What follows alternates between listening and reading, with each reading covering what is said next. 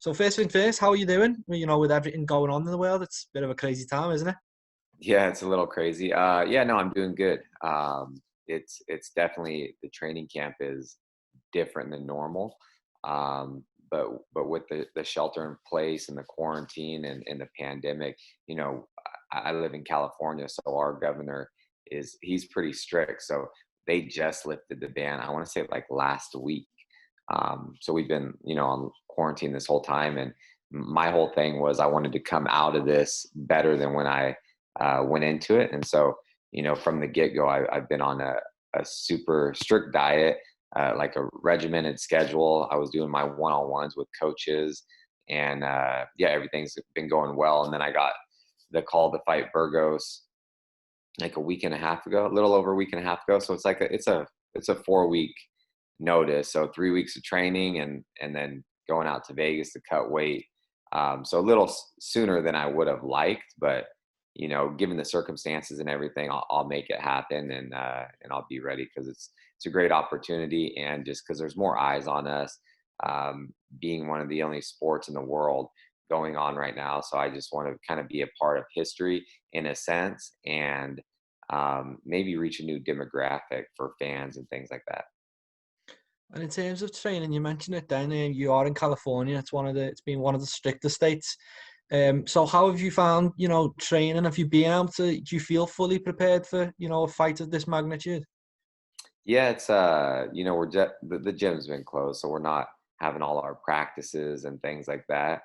Um, I've just been working with my coaches. So I've been working with my boxing coach Joey Rodriguez, been working with Danny Castillo, Chris Holdsworth, doing a lot of individualized things that'll get me prepared for wrestling, grappling, striking. I've been working with my strength coach Darren Draben, and then I've been doing a lot of just running.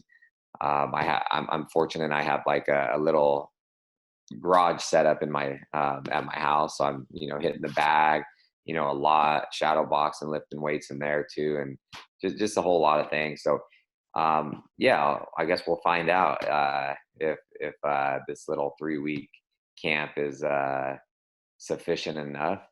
But yeah, no, I feel good. I feel like everything's kind of on track, and I feel sharp.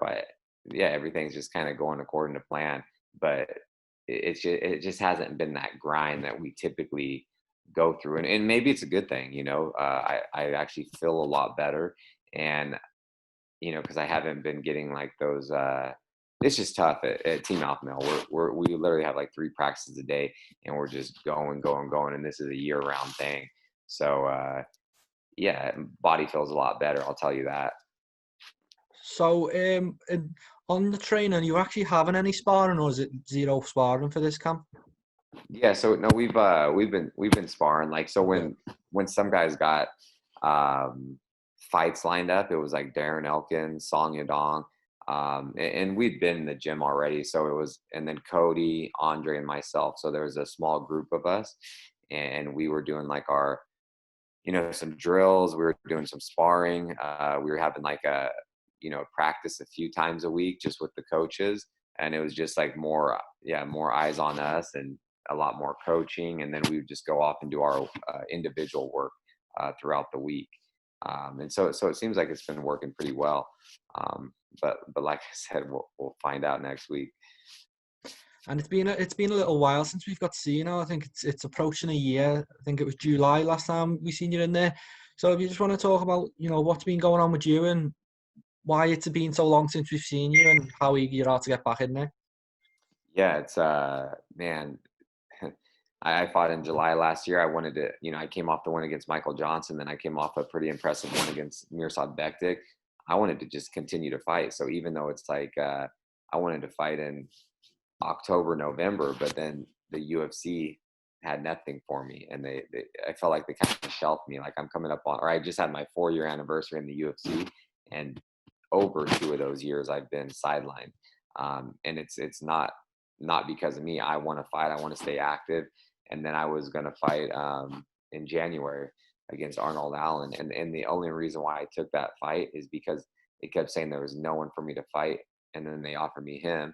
And I was like, okay, I'll just take that. I was gonna fight my contract out. That's the only reason why I took that, because I was gonna fight out my contract and test free agency. Um, but then I feel like, I got an injury and a little setback, but then it's kind of a blessing in disguise, because with the pandemic and everything, who knows where I would be right now, or what would be going on with my career. Um, so, and then I got offered the, Burgos fight, and I knew I'd fight hopefully soon, like during the pandemic, after it was cleared up, or if they got something actually going on, and here we are. So yeah, I want to stay as active as possible. I want to keep the momentum rolling always. It's just been difficult in the UFC. It's yeah, I don't get it. Like, even I said I would fight catch weights. I would go up and fight, lightweight if they needed me to. But they said that kind of wasn't an option for me. But then I see everyone else doing it. I'm like, why can't I do that? So who knows? So is this the final fight on your contract, is it? No, I actually renegotiated Oh, a so it's really all good poor now. fight deal. Yeah, just because when they were offering me the Allen fight, maybe it was a good it was a good price for that fight, but not the fights, thereafter. And so I just felt like I was being, sold really short. So I was just going to fight it out. But then this, I'm happy with the new 4-fight deal. Um, so, so here we are. Very good. Okay, well, let's talk about Shane Burgos. What are you expecting from him on the night? When you compare him to the guys you've been matched with someone like Allen, and I think you were matched with Barboza for a little while, weren't you, as well? So how would you compare him to them fighters? What are you expecting? Yeah, I think he's a dangerous fighter. He's an up and comer. He only has one loss on his entire pro car, or pro record, and amateur, and that's the Calvin Cater. It was a super close back and forth fight. Who knows what would have happened if it went to the scorecards, if he didn't get caught in the third, and that was a few years ago. So I expect the best Shane Burgos. He's physically a big featherweight. He has a long reach. He's a great striker with a gas tank and a high output. And he's well rounded. He's a BJJ black belt as well. That a lot of people don't know that. So he has a well rounded game. But I think I'm a bad matchup for anyone in the featherweight division. And with someone stylistically, with him coming forward, I don't have to worry about chasing somebody around. He's going to come right to me, and I will land big shots. I'll tell you that. And one big shot can either end or change the fight. Yeah, we've definitely seen your power. So is that what you're expecting to do on fight night? Are you going to go out there and hunt for the KO? You seem to get it quite a lot. Always. That's my in a perfect world, I want to go out there and just have another highlight reel finish. And it's exciting for the fans and everything. But I feel like I have a well-rounded game. I can go wherever this fight goes. I feel like I can dictate where the fight goes. If I want to take him down, I can. And I feel like my grappling and jiu-jitsu is pretty good as well, and my gas tank, so I'll be able to match that. You know, um, Even given the circumstances with the 3-week training camp. But yeah, I'm always in great shape, and I fought 5-round fights on the regional scene when I was a champion, and I feel like I start to get my second win in the championship round. So, I'm gonna go for broke, and it's gonna be a exciting and definitely entertaining fight for sure. And when you're preparing for someone like Shane, how involved are you in kind of game planning, or do you just prepare for the best for you and then just go in there, or is it actively this is what we're going to do to take out this particular opponent? Yeah, so there's a lot of times I just focus on myself, but I do watch film. My coaches watch his fights, so we see certain tendencies that he does, that he has done his whole career, that and this is all my opponents, that they're not going to be able to change in a 6-8 week fight camp, let alone a 3-week camp. So we're hoping they make those same mistakes, and I can capitalize on that. But for the most part, I just kind of go in there and fight. I have a little bit of a game plan, but I just have to go in there and be the best me, and be perfect for potentially 15 minutes and not make mistakes. And if the best me shows up, no one in the world can beat me. And I just feel that yeah, it's game plans can kind of mess with you. So if you're going in there and you're like, oh, I'm going to do this, and then, that doesn't work, and then you resort to plan B, and then that doesn't work, then you're just kind of screwed. So I just, I just go in there. It's a fight. I know how to fight. I'm in great shape. If I have to make adjustments, I will, but I'll go in there with, plan A. And if that doesn't work for me, I'll make an adjustment and switch things up and take it from there. But I'm willing to go through anything to get my hand raised. And on fight night, there'll be obviously no crowd in attendance as what's going on. You've had a few teammates, already fight in these conditions. What are you hearing from them, and what are you expecting on fight night? How do you think it'll impact you?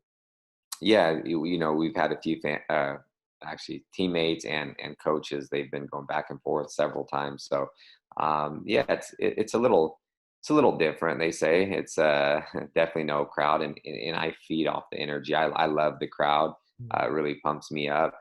And I've been on the other side when I got to go help coach on the Ultimate Fighter when it was Faber McGregor. So I've seen how it is. It's going to be so I know what to expect. It's just a little eerie with hearing everything and the strikes and stuff. But that's being on the other side. When I'm on the inside, actually competing and fighting, I don't think it's going to be that much of a difference. Besides it being pretty quiet, it's going to be like a glorified sparring match, and we've been doing that in the gym. We have a smaller cage at Uriah's gym, so we've been doing that with like a handful of us, and there's just certain coaches, so it's quiet, and I think we're doing pretty well because that's exactly how it's going to be. So yeah, I'm just 15 minutes. I put in hundreds of hours for this fight, for possibly a 15-minute fight. Like I don't care where this is, if it's if we're fighting in a warehouse, we're fighting in the backyard and in a hangar or gym with no audience, or with the audience. I would love to have the fans and the crowd, but we're just fortunate that we can still compete for people around the world watching, and you can make some money. Yeah, absolutely. And looking ahead, after this fight, and you're clearly someone who wants to be active and you're fighting as much as you can. So what's your plans for the rest of, 2020? Yeah, I was really hoping to get on this Fight Island thing, but I saw they're just doing the 4 weeks, and I've always wanted to go to Abu Dhabi, but that's probably not going to happen. But if it was like a few months of this, 3 months, I think I would try to get on it. But I would like to fight. If all goes well, I'm not overlooking Burgos because he's a super tough, dangerous opponent. But yeah, all goes well. I'm injury free. I get a big win. I would like to turn around and fight within 2-3 months, and then possibly get for sure one more in this year, maybe two more this year if possible. I just want to make up for lost time, and I've always wanted to be as active as possible. Even on the regional scene before I got in the UFC, I was fighting all the time. I would fight every show for West Coast, and I was fighting like every 2-3 months, and I can do that, and I want to do that for the UFC, but I just haven't had the chance. Except the end of 2017. At one point, I had 3 fights in like 4 months. That was pretty active, and then I got an injury, so kind of set me back. But yeah, it'll happen again. And have you thought about the type of caliber opponent you want to face? I think you're 8th in the rankings right now, so there's not a lot between you and the top guys in the division. So what do you need to do to? I'm sure you still want to crack at UFC Gold, and what do you need to do to get there? Yeah, I just feel that first I have to go in there and just make a statement against Shane Burgos. I feel that this is a big fight, so whoever wins this, I feel like the UFC will give us a push, and so I just need to go in there, get a huge win on June 20th, and then I feel like I'll finally get that push that I deserve from the UFC. Get someone in the top 5, top 3. My next fight, I win that, I'll fight for the title. But that means absolutely nothing if I don't get a win on June 20th. So, but that's my goal. I feel like I'm possibly 2 wins away for fighting for the title, and then that's kind of what I'm reaching for and hoping for. And we're mentioning the title there. Can't let you go without getting a particular prediction on Holloway Volkanovski Part 2. What are you thinking about that fight? Who's going to be the champion after UFC 251? Yeah, I feel like, man, I was calling it before they fought the first time. I kept saying in interviews that Volkanovski was going to upset Holloway just because stylistically it's not a good matchup. I think it's going to be the same outcome, you know. Um, yeah, I just believe stylistically it's not a great matchup. Like Max would have to catch Volkanovski and put him away, but I feel like Volkanovski, just his his body type, and he stays in a shell, and he's super technical. He's powerful, explosive, and he comes from a wrestling background. So I just feel like it's going to be too much, and it'll be the same outcome. I see him pulling off another decision. Otherwise, I could even see Volkanovski landing a huge shot, but and possibly getting a TKO. But I do think he'll be the champion after the fight. And obviously there's work to do before you get there, but you think about how you match up against these two fighters and how you would potentially do against either of them? Yeah, no, I've always said I think Volkanovski and I would be a super exciting fight because we're so similar in styles. We're like the same height, same build, same background. I feel like we're both like some of the more explosive and powerful fighters in the division, and we both come from wrestling backgrounds. So I think that would be stylistically, that would be an awesome fight and perfect fight for me. He's a great champion. He's a great fighter. He's beat some of my teammates, so I would love to get that back for them too. Great. Well, that's all from me, unless you've got anything to add. No, I'm good. I'm good, man. No, thanks for making some time with us. Good luck with the rest of the camp and the fights. Can't wait to watch it. I appreciate it. All right, you have a good one. Stay safe. You too. Bye now.